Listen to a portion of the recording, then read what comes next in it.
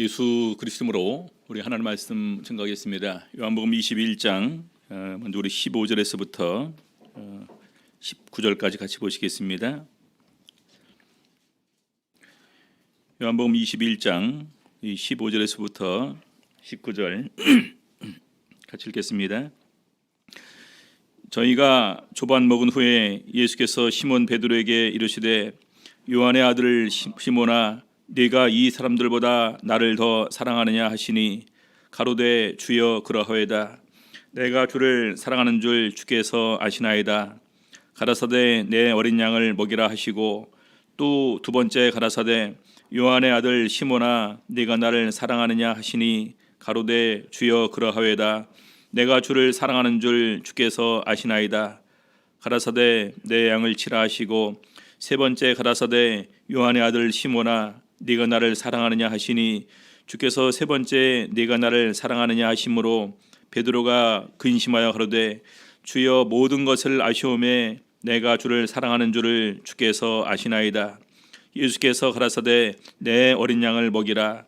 내가 진실로 진실로 네게 이르노니 젊어서는 네가 스스로 띠뛰고 원하는 곳으로 다녔거니와 늙어서는 네 팔을 벌리리니 남이 네게 띠띠우고 원치 아니한 곳으로 데려가리라. 이 말씀을 하심은 베드로가 어떠한 죽음으로 하나님께 영광을 돌릴 것을 가리키심이라라. 이 말씀을 하시고 베드로에게 이르시되 나를 따르라 하시니. 오늘 이 시간에는 네가 나를 사랑하느냐라는 제목으로 말씀 가지고 은혜 나누는 시간 갖도록 하시겠습니다. 15절에 보게 되면은요, 저희가 조반 먹은 후에라고 되어 있습니다. 조반 먹은 후에. 그래서 바로 이 부분은 저번에 말씀드렸던 우리 이제 그 디베랴 바다에서 예수님께서 나타나셔서 우리 이제 그 물고기를 많이 잡게 하시고 또 그들에게 또 떡과 생선을 먹게 해주신 이 사건 다음에 이어지는 부분이다. 우리 21장 14절을 보게 되면은요, 이것은 저희 예수께서 죽은 자 가운데서 살아나신 후에 세 번째로 제자들에게 나타나신 것이라. 그래서 이 제자들이 모인 자리에 나타나신 그 횟수를 하게 되었을 때 바로 이것이 이제 세 번째로, 첫 번째는 도마가 빠진 자리에서, 두 번째는 도마도 있는 자리에서, 세 번째는 물고기를 잡으러 온 제자들에게 예수님께서 나타나신 것입니다. 그래서 저희가 조반을 먹은 후에 예수님께서 특별히 우리 베드로에게 질문합니다. 네가 나를 사랑하느냐? 근데 여기 보니까 15절에는요, 네가 나를 더 사랑하느냐 이렇게 되어 있습니다. 이 사람들보다 나를 더 사랑하느냐, 나를 더 사랑하느냐. 그 다음 두 번째 질문에는요, 더라는 질문 없습니다. 이 사람들보다 네가 나를 더 사랑하느냐. 우리 성님들 주님 사랑하십니까? 근데 얼마나 사랑하십니까? 라는 부분을 저희가 좀 이렇게 생각을 해보셔야 됩니다. 우리 예수님께서 이제 제자들에게 이렇게 얘기를 하실 때 아비나 형제나 자매를 나보다 더 사랑하는 자는 내게 합당치 않다 이렇게 말씀을 하셨습니다. 그것은 우리가 순간순간에서 어떤 것이 더욱더 중요하냐, 어떤 것이 더욱더 우선이냐라는 부분을 하게 될 때 그때에 예수님이 더 중하지 않고 예수님께서 더 먼저가 되지 않으면 예수님의 제자가 되지 못한다라는 말입니다. 사실 그래서 우리가 너무나 많은 순간에 정말로 예수님이 가장 내 삶의 모든 것에서 앞서고 중요했던가라는 부분을 생각해 보면은 참 그러지 못할 때가 많았겠다. 저도 이렇게 제 스스로 이렇게 돌이켜 볼 때 만약에 내가 목회자가 아니었다면은 이렇게 온전한 안식일 날 다 이렇게 드릴 수가 있을까? 그렇죠? 완전히 구분해서 이렇게 할 수가 있을까? 많은 부분에서 참 이것은 힘들었겠다라는 생각을 하게 됩니다. 그래서 어떤 때는 내가 그럼에도 불구하고 참 감사하게도 나같이 부족한 사람을 불러주셔서 이렇게 목회자로 불러주셨기 때문에 내가 더욱더 이런 부분에서 주님 보시기에 부족하지만 이나마 이런 삶을 살 수 있게 되는구나 라는 생각으로 이렇게 감사를 드릴 때가 있습니다. 예배보다 더욱더 중요한 것 많이 세상에 있을까요? 그렇죠? 사실 그래서 우리가 이런 부분들을 보게 될 때 이번 코로나 사태가 정말로 우리가 다시 한번 우리의 신앙을 되짚어 볼 수 있는 참 굉장히 중요한 이런 기회를 우리에게 주셨구나라는 생각을 다시 한번 가지게 됩니다.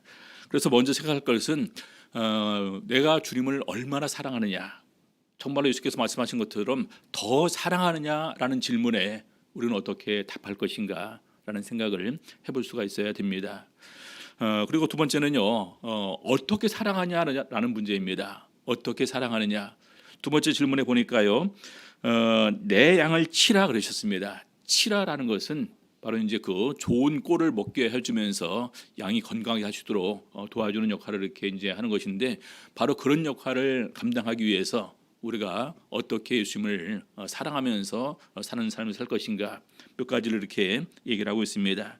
바로 이 부분은 뭐냐면요, 내가 어떻게 어떠한 방법으로 주를 사랑하고 있는가라는 부분을 우리는 생각을 해볼 수가 있어야 됩니다. 우리 성경에 보게 되면은요, 이 주님을 사랑하는 것을 몇 가지로 이렇게 소개를 하고 있는데, 첫 번째는 계명을 지키는 것, 다시 말해서 우리에게 주신 말씀을 순종하면서 사는 것을 예수님에 대한 사랑의 표현이다, 이렇게 얘기를 하고 있습니다. 요한복음 14장 15절, 요한복음 14장 15절입니다. 너희가 나를 사랑하면 나의 계명을 지키리라. 나의 계명을 가지고 지키는 자라야 나를 사랑하는 자니, 나를 사랑하는 자는 내 아버지께 사랑을 받을 것이요 나도 그를 사랑하여 그에게 나를 나타내리라. 예수님께서 친히 하신 말씀입니다. 나를 사랑하면 나의 계명을 지키리라. 나의 계명을 가지고 지키는 자라야 나를 사랑하는 자다. 그리고 나를 사랑하는 자는 내 아버지께 사랑을 받을 것이요 나도 그를 사랑하여 그에게 나를 나타내리라. 그래서 바로 이어지는 이런 그 은혜와 은총까지도 연결해서 말씀을 하시고 계십니다. 요한 사도는 나중에 이 부분을 증거하면서 우리가 예수 그리스도의 계명을 지키는 것이 결코 어려운 것은 아니다라는 부분으로 이렇게 증거를 합니다. 요한일서 5장 2절 3절 보시겠습니다. 요한일서 5장 2절 3절. 우리가 하나님을 사랑하고 그의 계명들을 지킬 때에 이로써 우리가 하나님의 자녀 사랑하는 줄을 아느니라.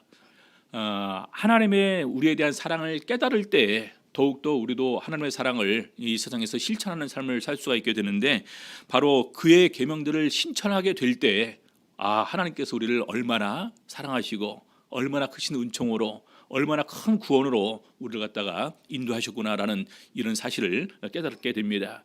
그래서 그 은혜를 깨달은 사실이 깊어지면 깊어질수록 우리는 바로 그 부분이 이제는 형제 사랑으로 나오게 되고, 더 나아가 하나님 사랑으로, 바로 그것은 말씀을 지키는 것으로 표현되게 됩니다.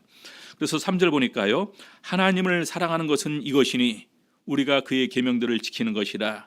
그의 계명들은 무거운 것이 아니로다. 여러분, 우리가 보통 이제 그 언어를 공부하시는 분들이 그렇게 얘기를 합니다. 어느 수준까지 올라가기는 굉장히 어려운데 어느 수준에 딱 올라갔을 때 그때부터 언어는 탄력을 받아서 굉장히 쉬워진다라는 얘기를 합니다. 우리 세상에 보게 되면 뭐 6개 국어, 뭐 심지어 10개 국어 이렇게 이제 하는 사람들도 있지 않습니까? 근데 처음에 가는 굉장히 어렵답니다. 근데 어느 정도 올라가기까지 수많은 사람들이 공부하다가 포기하고 그것이 얼마나 많이 있는지 모릅니다. 그렇죠? 저도 이제 한때 이제도 영어 좀 해보려고 그렇게 하다가 이제 매 첫 해는 항상 이렇게 새해에 다짐을 이렇게 세우죠. 올해는 꼭 영어 회화 끝까지 해야 되겠다. 근데 어느 순간에 이제 한 달 지나고 두 달 지나고 세 달 지나고 잘 하다가 어느 순간에 저도 모르게 해이해졌던 그런 모습을 발견하게 됩니다. 근데 제가 중국어를 한번 해봤지 않습니까? 근데 중국어 정말로 힘들게 공부를 했어요. 근데 어느 정도 되니까 그 다음부터는 굉장히 그 다음에 읽고 쓰고 말하고 그러는 것이 굉장히 참 쉬워집니다. 그래서 어느 정도 단계에 이르게 될 때 바로 이것이 이렇게 쉬워지는 것처럼 하나님의 말씀 들었습니다. 어느 순간에 말씀이 내 삶에 이렇게 그 적용이 되고 내 삶에서 그것이 자연스럽게 이렇게 우러나오는 것이 되게 된다면요, 말씀을 지켜야 하는 것이 그렇게 어렵게만 느껴지지는 않습니다. 이것은 자연스러운 것이 되는 것입니다. 말씀을 통해서 우리 성품이 변합니다.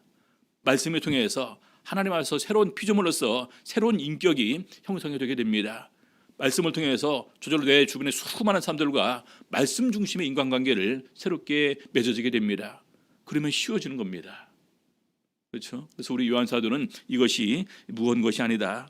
그래서 다윗 왕은 이렇게 고백합니다. 나의 하나님이여, 내가 주의 뜻 행하기를 즐기오니, 주의 뜻 행하기를 즐기오니 주의 법이 나의 심중에 있나이다 하였나이다. 우리 다윗 왕은 얼마나 말씀을 좋아하고 말씀을 묵상하고 말씀대로 행하는 것을 즐겨했든지 주의 뜻 행하기를 즐긴다. 그러면서 주의 법이 내 심중에 있다. 그래서 우리 성경 기자는 말하기를 주의 법이 내 입에 심히 가까워서 내 입에 있으며 내 마음에 있은즉 이를 행할 수 있다. 그래서 항상 말씀으로 묵상하면서 입으로 이렇게 암송하고 그러면서 그것이 자연스럽게 내 안에 녹아들게 될 때 우리는 쉽게 말씀을 행할 수 있음을 이렇게 증거를 하고 있습니다. 그래서 우리 시편 119편에 보게 되면은요, 나의 사랑하는 바 주의 계명을 스스로 즐거워하며, 나의 사랑하는 바 주의 계명을 스스로 즐거워하며, 또 나의 사랑하는 바 주의 계명에 내 손을 들고 주의 일례를 묵상하리다. 그러므로 내가 주의 계명을 금 곧 정금보다 더 사랑하나이다. 그렇죠. 그래서 다른 사람들은 재물과 명예와 권세를 찾게 될 때 바로 이런 사람들은 이 말씀을 찾는 사람이 될 것입니다. 그렇죠. 그래서 말씀이라는 거울에 항상 자기를 지켜보는 가운데에서 더욱더 주님께 친근해 나가는 그런 모습으로 살 수가 있겠죠. 자, 두 번째는요, 형제를 사랑함으로 내가 주를 사랑하는 것을 이렇게 나타낼 수 있습니다. 우리 예수님께서 계명을 다시 이렇게 말씀을 해주시는데요, 요한복음 15장 12절 보시겠습니다. 내 계명은 곧 내가 너희를 사랑한 것 같이 너희도 서로 사랑하라 하는 이것이니라. 새 계명을 너희에게 주노니 서로 사랑하라. 내가 너희를 사랑한 것 같이 너희가 서로 사랑하라. 너희가 서로 사랑하면 이로써 모든 사람이 너희가 내 제자인 줄 알리라. 요한복음 13장 34절에서 이렇게 말씀을 했었습니다. 그러면서 다시 한번 이 새 계명 뭐냐? 이 서로 사랑의 계명이다. 그래서 이 서로 사랑이라는 것에 대해서 이런 모든 율법의 요구가 다 여기에 녹아 있음을 이렇게 우리 사도 바울도 증거를 하고 있고, 요한 사도는 나중에 이 부분을 기억을 하는 가운데에서 보는 바 형제를 사랑치 못하는 자가 보이지 아니하는 하나님을 사랑할 수 없다. 이렇게 증거를 했습니다. 그래서 바로 이런 부분을 갖다가 실천적으로 증거한 그 사도가 바로 우리 그 바울 사도가 자기의 마음을 고백하는 가운데에서 이렇게 얘기를 하고 있는 것을 보게 됩니다. 먼저 고린도전서 4장 15절에 보게 되니까요, 그리스도 안에서 일만 스승이 있으되 아비는 많지 아니하니 그리스도 예수 안에서 복음으로써 내가 너희를 낳았습니다. 한 명 한 명 전도를 했을 때 사도 바울은 이것이 그냥 믿는 사람이 많아진 것이 아니라 복음 안에서 내가 너희를 낳았다. 얼마나 이 한 사람 한 사람을 귀히 여기고 정말로 사랑하는 존재로 여기는지 바로 이 마음으로 이렇게 표현을 하는 것입니다. 또 갈라디아서 4장 19절 보니까요, 나의 자녀들아 너희 속에 그리스도의 형상이 이루기까지 다시 너희를 위하여 해산하는 수고를 하노니. 우리 여인들의 악인하는 고통이 참 제일 큰 고통이다, 해산의 고통이다, 이렇게 얘기를 합니다. 그래서 그리스도의 형상이 이루기까지 다시 해산하는 수고를 한다. 그만큼 우리 성도들에게 온 마음을 다 쏟고 있음을 이렇게 증거를 하고 있습니다. 그러면서 우리 고린도후서에 보게 되면은 우리 사도 바울은 두 가지 부분에서 이런 수많은 것들보다도 더욱더 내가 형제 자매를 생각한다라는 부분에서 이 두 가지 부분을 얘기를 합니다. 하나는 복음 전파 여행을 다니는 가운데에서 많은 교회를 거치면서 폐를 끼치지 않기 위해서 조심했다. 특별히 그 교회에 무엇도 이렇게 요구치 않는 가운데에서 더욱더 마음을 썼는데, 바로 이것이 나로 인해서 여러분들이 복음을 받아들이고 또 나로 인해서 여러분들이 또 실족치 않게 하기 위해서 온 주의를 기울였음을 이렇게 증거를 합니다. 그러면서 11절에 보니까 어떠한 연고뇨 내가 너희를 사랑하지 아니함이냐 하나님이 아시느니라. 그래서 정말로 재물에 대해서 일절 깨끗함으로 폐를 끼치지 않고 바로 이 부분이 정말로 한 사람도 나로 인해서 떨어지지 않고 구원받게 하기 위한 우리 사도 바울의 마음이었음을 이렇게 증거를 합니다. 그리고 고린도후서 11장 31절에 주 예수의 아버지 영원히 찬송할 하나님이 나의 거짓말 아니하는 줄을 아시느니라. 요 앞에 보게 되면은요, 바울 사도가 복음 전파 여행을 다니는 가운데서 수많은 핍박과 고통과 심지어는 이런 죽음의 위험까지도 다 넘겼습니다. 근데 이런 것을 다 고난과 박해와 그리고 정말로 그냥 아픔을 겪었음에도 불구하고 더욱더 사도 바울의 마음속에는 모든 교회를 위해서 염려하는 마음이 사라지지 않았다는 것입니다. 왜 그러냐?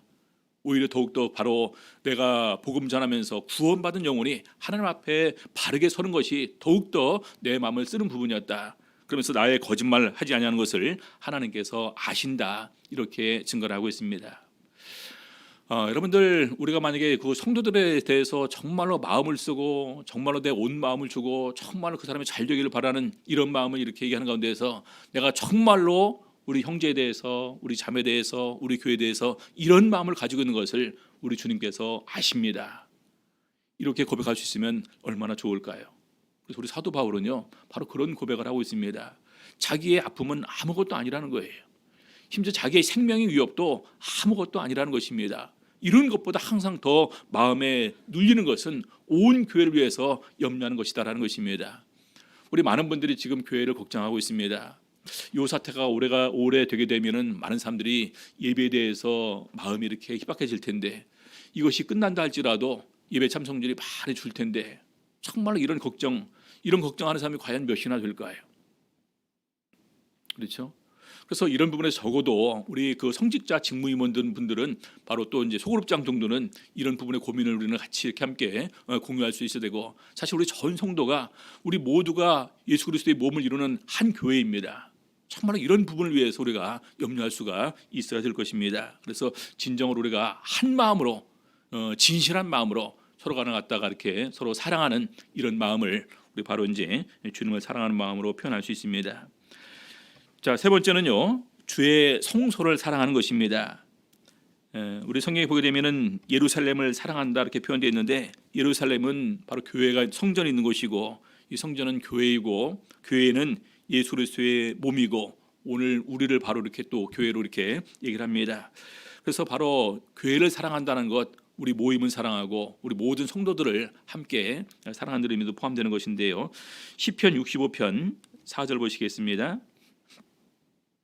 주께서 택하시고 가까이 오게 하사 주의 뜰에 거하게 하신 사람은 복이 있나이다.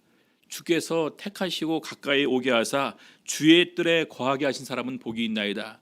여러분들 아시는 바와 같이 지성소까지 들어갈 수 있는 사람이 있고, 성소까지 들어갈 수 있는 사람이 있고, 성막 안에까지 들어갈 수 있는 사람이 있고, 성막 안에도 들어가지 못하는 사람들이 있습니다. 그렇죠?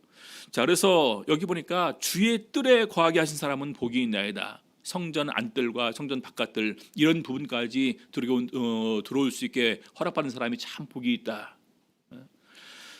이런 부분을 보게 될 때 주의 뜰에 나오는 자체가 복인데, 이 사람들이 주의 뜰에 나올 때 어떤 마음으로 나올까요? 정말로 할 수 있으면 할 수 있는 대로 최고의 예우를 다해서 가장 좋은 선물을 준비해서 주님께 드리고픈 마음으로 이렇게 예물을 가지고 주님께 나오게 될 것입니다. 여기도 보니까 그래서 우리가 주의 집 곧 주의 성전의 아름다움으로 만족하리이다 이렇게 얘기를 하고 있습니다. 우리가 최선을 다해서 많은 것을 드릴 수 있는데 정말로 주의 성전의 아름다움으로 만족하겠다. 가장 좋은 것으로 하나님께 드려서 하나님의 거하실 처소를 가장 아름답게 드려지는 것으로 주님을 위해서 드리겠습니다. 바로 이런 부분을 갖다가 표현하는 것입니다. 그래서 우리가 대만에 방문할 때 산지에 이런 그 성도들 작은데도 정말로 교회가 아름답고 멋있게 꾸며져 있는 이런 부분들을 보게 됩니다. 그분들은 바로 이런 정신을 가지고 가장 좋은 것으로 가장 먼저 주님께 드려야 되겠다라는 이런 마음을 이렇게 실천함을 통해서 이렇게 드린 것입니다. 여러분 성지순례를 가게 되면은요 정말로 아름답게 정말로 멋있게 지어진 이런 그 옛날 성전들을 이렇게 발견하게 됩니다. 그때 당시에 그 사람들은 어떤 마음으로 그렇게 지었을까요? 모든 종교에서요 자기들을 섬기는 신에게는 최선을 다해서 최고의 예우로 가장 좋은 것으로, 심지어 어떤 데는 막 황금으로 이렇게 다 이렇게 준비하거나 또 칠하는 그룹도 있습니다. 그만큼 이것이 귀한 것이고 가장 좋은 것을 드리는 이런 마음이 있는 것입니다. 그래서 우리에게 준 은혜를 다 보답하지는 못하지만 주의 성전의 아름다움을 위해서 우리가 정말로 기쁜 마음으로 주님께 드리겠습니다. 이런 마음의 표현을 이렇게 가지고 있는 것입니다. 시편 84편 14절 보겠습니다. 시편 84편 10절 주의 궁정에서 한 날이 다른 곳에서 첫날보다 나은즉 악인의 장막의 거함보다 내 하나님 문지기로 있는 것이 좋사오니. 다른 데 있는 것보다 오히려 그냥 내 하나님 전에 문지기로 있어도 나는 만족하니까 그냥 여기 있으면 좋겠습니다. 다른 데 가 있는 것보다. 여러분들 다른 데 가 있으면은 오늘날 우리 사람들은요 자기의 이익에 따라서 움직인다라고 이렇게 얘기를 합니다. 이익이 되니까 거기에 가는 거지 않습니까? 근데 하나님 전에 문지기로 있으면 어떤 이익이 있습니까? 무엇과도 바꿀 수 없는 이익이 있습니다. 영생입니다. 천국입니다. 그렇죠? 영생과 천국을 우리가 만약에 돈으로 주고 산다면은 여러분들은 얼마의 가치를 부여하시겠습니까? 만약에 하나님께서 어느 날 이렇게 저희들에게 오셔서 내가 영생을 줄 테니까 영생 얻기를 원하는 사람들은 지금부터 10억을 준비해라. 참 보니까 이 1,000만 원 모으는 것도 쉽지 않은 일이더라고요. 그렇죠? 그래서 제 통장 잔고가 1,000만 원이 넘어본 적이 거의 없는 것 같아요. 거의. 잠깐 있었던 적이 있었습니다. 그 얘기는 할 필요 없는 것 같고. 근데 그렇다면 어떻게 할까요? 모아야 되지 않을까요? 여러분, 재물로 살 수 있는 것이 아닙니다. 천국 돈으로 살 수 있는 것이 아니에요. 너무나 하나님께서 쉽게 거저 은혜로 저희들에게 주셨습니다. 그래서 그런 것을 생각하게 될 때 우리가 하나님을 위해서 은혜 갚는다라는 것은 사실 우리가 이 세상에 살면서 조금 드린 것 너무나 작은 겁니다. 그거 드렸다고 해서 내가 할 바 다 했다 이렇게 얘기할 사람은 아무도 없을 겁니다. 그래서 그들의 가장 중요한 표현은 바로 교회를 사랑하고 하나님의 몸된 성도를 사랑하는 모습으로 이렇게 더 온전한 것으로 표현이 되게 되는 것입니다. 그래서 시편 120편 6절 보니까요, 예루살렘을 위하여 평안을 구하라. 예루살렘을 사랑하는 자는 형통하리로다. 예루살렘, 여러분, 예루살렘의 평안이 육체적으로는요, 여기서 전쟁도 없고 경제적으로 사회적으로 아무 일도 없는 가운데서 평안한 것을 원하는 것입니다. 근데 사실은 우리 성도들 간의 화목과 평안입니다. 바로 이런 마음으로 우리 형제자매를 사랑하는 자는 형통하리로다. 하나님께서 우리에게 더욱더 복을 주시는 가운데에서 화평의 사자로 우리를 더욱더 이렇게 써주시게 될 것입니다.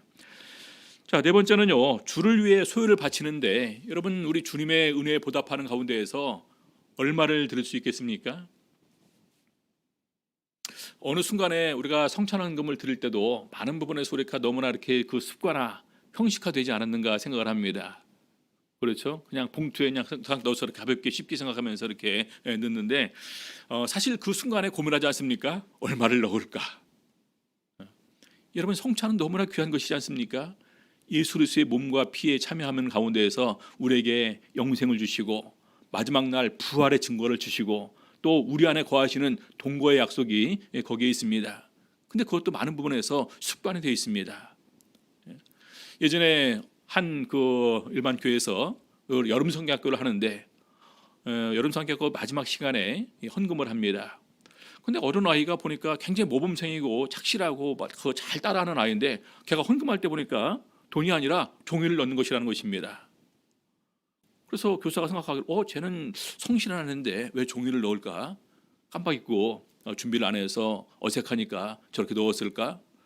나중에 이제 그 헌금함을 정리를 하다 보니까 그 종이가 그냥 종이가 아니라 10만 원짜리 수표였다라는 것입니다. 그래서 이제 그 돈을 가지고 누구의 이제 아이인지 아니까 이제 부모님한테 가서 수표를 전해주면서 이 아이가 보니까 돈을 준비하지 않고 있다가 이것이 있으니까 이렇게 수표를 넣은 것인가 봅니다. 이거 받으시고 헌금 주세요 이렇게 얘기를 했답니다. 그러니까 부모님이 말씀하시기를 아니다. 우리가 얘한테 헌금의 정신을 가르치기 위해서 준 것이다. 우리가 나중에 주를 위해서 가장 중요한 것 아낌없이 드릴 수 있는 이런 마음이 있어야 되는데 이것을 갖다가 어릴 때부터 훈련하지 않으면 안 된다. 마침 보니까 얘가 이제는 돈의 가치에 대해서 알게 된 것 같다. 이럴 때 이렇게 드리지 못하면 나중에 더 많이 드리는 상황이 되었을 때 절대로 주님께 받지 못할 것이다. 그래서 일부러 그 아이한테 10만 원을 줘서 헌금을 하게 했다라는 것입니다. 많은 사람이 정말 이렇게 이제 그 믿음 생활하는 가운데서 제일 시험받는 부분이 바로 이 부분입니다. 교회가 어려워지면, 교회가 이전을 해야 되면, 교회가 새롭게 건축을 해야 된다면 떠나는 사람들이 많이 있습니다. 이것은 일반 교도 역시 마찬가지예요. 그렇죠?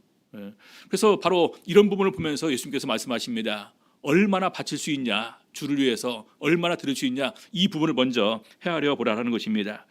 예수님께서 누가복음에 보게 되면은요, 두 가지 비유를 가지고 말씀을 하십니다. 누구든지 망대를 세우기 전에, 오늘날 말하면 건물을 세우기 전에 그 건물 세울 때 얼마가 들어갈까 이 소요경비를 다 예산하고 그것을 다 그 경비에 쓸 수 있을 때 건물 짓기를 시작하라는 것입니다. 근데 만약에 그것을 갖다가 다 그만큼 투자를 하지 못하면 어떻게 됩니까? 나중에 이제 부도가 나서 그 건축은 그대로 중단돼 버리고 맙니다. 그다음에는 전쟁을 통해서 얘기를 합니다. 전쟁을 벌이게 될 때 수많은 이런 무기가 이렇게 이제 준비가 되어야 될 텐데 그 무기를 나중에 조달하지 못하면 결과적으로 전쟁에 패할 수밖에 없지 않냐. 그러니까 이 전쟁에 소요되는 비용이 얼마인지를 다 계산해보고 그것을 갖다가 감당할 수 있을 때 이 전쟁을 걸어라, 이 얘기를 이렇게 하는 것입니다. 그러면서 14장 33절에 이와 같이 너희 중에 누구든지 자기의 모든 소유를 버리지 아니하면 능히 내 제자가 되지 못하리라. 여러분, 요즘에 건축할 때 자기 모든 소유를 다 거기에 투자해서 건물을 짓습니다. 요즘 일원동 일대가 어떤 분들에게 이야기를 조금만 지나면 우리 삼전동처럼 빌라촌이 될 거다, 이렇게 얘기를 합니다. 건물 재건축 비용이 많이 들어가겠죠. 근데 그 재건축 비용 다 끝나고 나면은요, 일단 빚을 내서 짓지만 나중에 다 투자를 하면 되찾을 수 있을 자신이 있으니까 그렇게 하는 것입니다. 그러기 위해서 자기 모든 소유를 거기에 다 투자를 합니다. 그렇죠? 자, 그런 것과 마찬가지로 오늘 우리가 예수 그리스도를 따를 때 나는 얼마나 드릴 수 있는가, 이 부분을 먼저 확인하고 예수님을 따를 것을 말하고 있습니다. 여러분, 이 부분에서 실패한 사람이 누구였습니까? 이 부분에서 실패한 사람이 삽비라와 아나니였습니다. 우리 사도행전 5장에 나오는, 그렇죠? 밭을 팔았죠. 근데 밭을 팔기 전에 이미 마음속으로 작정을 했던 것 같습니다. 밭을 팔고 나서 보니까 다 드리기가 아깝지 않습니까? 그래서 좀 감춰놓고 이렇게 베드로에게 가지고 왔다가 부부가 다 이렇게 성령을 속임으로 인해서 이것은 큰 죄다 해서 죽임을 당하는 모습이 나옵니다. 그래서 자기의 모든 소유를 버리지 아니하면 예수 그리스도를 통해서 우리가 얻을 구원, 영생과 천국을 생각하면 사실 이런 모든 것을 다 아낌없이 들을 수 있는 이런 마음의 정신을 가지고 따라오지 아니하면 예수님의 제자가 되지 못할 것을 말하고 있습니다. 자, 그리고 그래서 우리 특별히 이제 그 향유를 부은, 예수님을 위해서 향유를 부은 그 마리아가 2명 이렇게 나오는데 바로 그 부분을 얘기를 하는 가운데서 복음이 전파되는 곳에는 이 여인의 행한 것도 얘기를 해서 저를 기념하라, 그렇게 얘기를 합니다. 왜냐하면 다 예수를 위해서 부었으니까. 이거는 자기의 인생을 위해서 준비했던, 사실 이 향유는 여인들이 결혼 자금을 마련하기 위해서 준비하는 것입니다. 근데 그것을 갖다가 다 깨트리고 부었다라는 것은 자기 인생을 다 예수님 앞에 쏟아 부었다라고 이렇게 말할 수 있는 것이죠. 그래서 바로 이것을 기념하라, 이렇게 말씀하는 것을 우리가 압니다. 마지막 5번째로 이 생명도 아낌없이 주를 위해서 바칠 수 있냐라는 부분입니다. 예수님께서 베드로에게 계속해서 질문하셨습니다. 네가 이 사람들보다 나를 사랑하느냐? 요한의 아들 시몬아, 네가 나를 사랑하느냐? 요한의 아들 시몬아, 네가 나를 사랑하느냐? 주께서 아십니다. 예수님과 이 베드로의 대화의 내용은 무엇이었을까요? 저는 이제 여러 가지 어떤 부분들은 이분들은 뭐 무슨 사랑 뭐 사랑의 세 종류로 이렇게 설명을 하기도 합니다만 가장 중요한 요지는 그것입니다. 예수님께서 이렇게 자기가 십자가에 달려 돌아간다는 얘기를 했을 때 베드로가 그렇게 얘기를 했습니다. 다 주를 버릴지라도 여기 있는 이 사람이 다 주를 버릴지라도 나는 버리지 않겠습니다. 심지어는 오게도, 심지어는 죽는데도 따라가는 것이 다 준비가 되었습니다. 근데 마지막에 끝까지 결과적으로 다 굴기 전에 3번 부인하지 않았습니까? 누가복음에 보게 되면은요, 주께서 돌이켜 베드로를 보시니, 그래서 그 순간에 베드로와 눈이 마주쳤고 베드로는 밖에 나가서 심히 통곡했다, 그렇게 기록이 되어 있습니다. 다 주를 버릴지라도, 예수께서 다시 질문하는 것입니다. 다 주를 버릴지라도 너는 안 버린다고 했는데 여기 있는 이 사람들보다 너는 나를 더 사랑하느냐? 2번 계속되는 질문은 내가 그렇게 비겁하게 나를 부인하고 이렇게 결과적으로 네 삶을 도모했는데 이제는 나를 위해서 죽을 수 있냐? 바로 그 부분에 대해서 질문을 한 것입니다. 그래서 뭐라고 합니까? 18절 보겠습니다. 내가 진실로 네게 이르노니 젊어서는 네가 스스로 띠뛰고 원하는 곳으로 다녔거니와.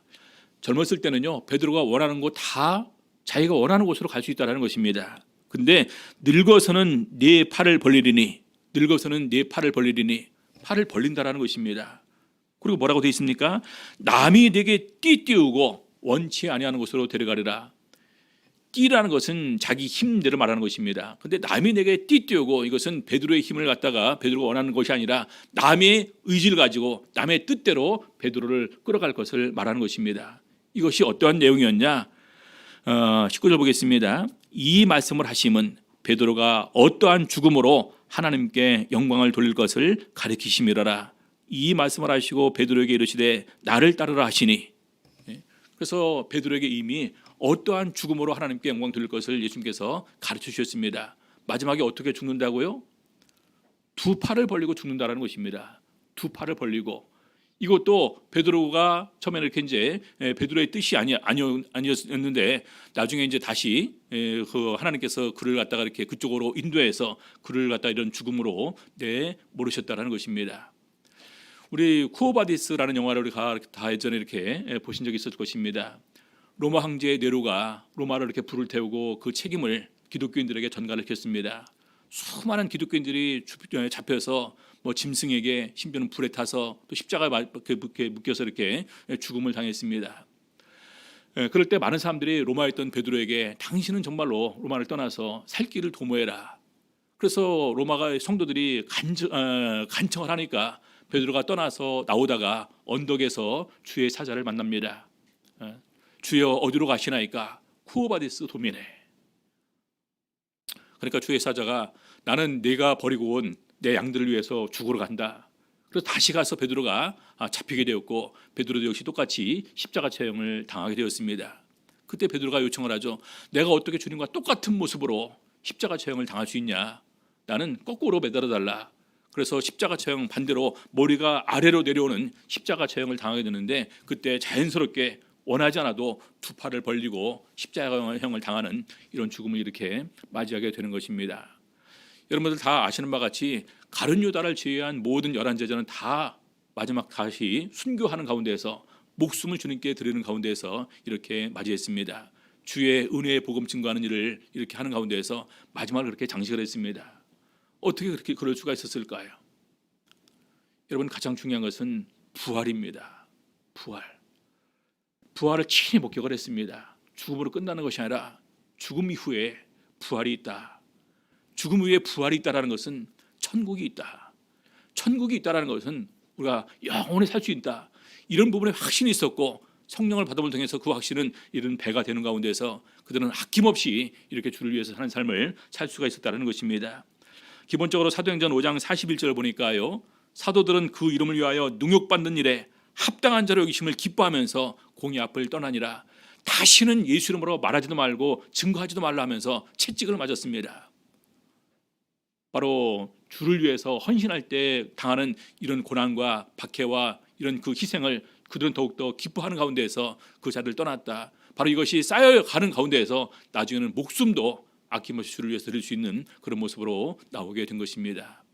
여러분들 주님을 사랑하십니까? 우리 사도 바울은 눈물을 흘리면서 말하노니 많은 사람들이 십자가의 원수로 행한다. 우리가 정말로 주님의 사랑을 통해서 구원받았다면, 주님의 사랑을 통해서 하나님의 자녀가 되었다면, 주님의 사랑을 통해서 우리가 천국 백성이 되었다면 이제는 우리도 정말로 주님을 사랑하는 이런 모습으로 주님께 나가야 될 것입니다. 마음으로, 진실한 마음으로 주님을 사랑하는 우리 성도님들 다 되시기를 예수 이름으로 바랍니다. 찬양 367장 찬양하시겠습니다.